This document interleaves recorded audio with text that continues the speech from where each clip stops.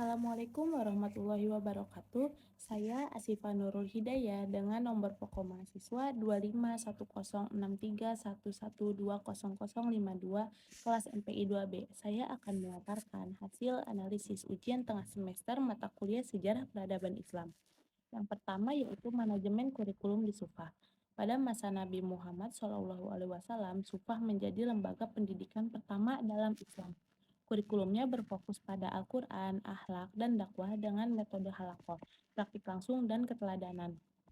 Hal ini diperkuat dalam penelitian Hidayat dan Suryana dalam jurnal Model Pendidikan Islam pada masa Rasulullah SAW dan relevansinya di era modern yang menjelaskan bahwa pendidikan Rasulullah berbasis pembentukan karakter dan kompetensi. Lanjut ke nomor 2 yaitu kepemimpinan Rasulullah di Madinah. Melalui Piagam Madinah, Nabi Muhammad SAW menerapkan nilai transparansi, keadilan, musyawarah, dan toleransi menurut Hidayat dan Suryana dalam jurnalnya yang sama, yaitu Piagam Madinah menjadi dasar sistem sosial yang mampu menyatukan masyarakat yang beragam. Lanjut ke nomor 3 yaitu kodifikasi Al-Quran. Pada masa Utsman bin Affan dilakukan solidaritas mushaf Al-Quran untuk mengatasi perbedaan bacaan. Dalam penelitiannya, Rahman pada jurnal kodifikasi Al-Quran dan implikasinya terhadap pendidikan Islam, dijelaskan bahwa kebijakan ini sangat penting untuk menjaga keaslian Al-Quran dan menyatukan sistem pendidikan Islam. Lanjut ke nomor 4 yaitu kepemimpinan Umar bin Khattab. Umar bin Khattab melakukan inovasi seperti sistem administrasi, gaji guru, dan pembangunan fasilitas. Hal ini sejalan dengan penelitian Setiawan dalam jurnal Transformasi Sistem Pemerintahan Islam pada masa Khulafaur Rasyidin, yang menjelaskan bahwa Umar berhasil membangun sistem pemerintahan yang lebih modern dan terstruktur. Lanjut ke nomor 5 yaitu pendidikan Rasulullah versus Umayyah. Pada masa Rasulullah, pendidikan bersifat terbuka untuk umum.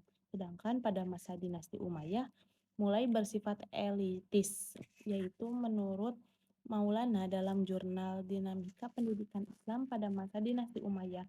Hal ini menyebabkan peningkatan kualitas elit tetapi juga menimbulkan kesenjangan pendidikan di masyarakat. Lanjut ke nomor 6 yaitu kebijakan Arabisasi. Abdul Malik bin Marwan menetapkan bahasa Arab sebagai bahasa resmi administrasi.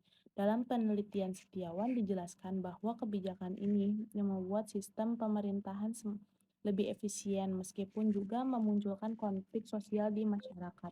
Lanjut ke nomor 7 yaitu Baitul Hikmah. Baitul Hikmah menjadi pusat ilmu pengetahuan dunia pada masa Abbasiyah. Menurut Pratama dalam jurnal Perkembangan Ilmu Pengetahuan pada masa dinasti Abbasiyah, keberhasilan ini didukung oleh kualitas SDM, pendanaan negara, dan kolaborasi internasional. Kepemimpinan Harun ar-Rasyid yang ke-8 yaitu Harun ar-Rasyid memiliki visi besar dalam pendidikan seperti menghargai ulama, mendukung literasi, dan investasi ilmu. Hal ini juga dijelaskan oleh Pratama bahwa masa Abbasiyah merupakan puncak perkembangan ilmu pengetahuan dalam sejarah Islam. Dengan demikian, sejarah peradaban Islam tidak hanya menjadi kajian masa lalu, tetapi juga menjadi pedoman dalam membangun sistem pendidikan Islam yang berkualitas di masa kini. Kesimpulannya yaitu sejarah peradaban Islam menunjukkan bahwa manajemen yang baik dan kepemimpinan visioner menjadi kunci kemajuan pendidikan. Kurang lebihnya dari saya mohon maaf. Bila ada kesalahan kata yang saya ucapkan, wassalamualaikum warahmatullahi wabarakatuh.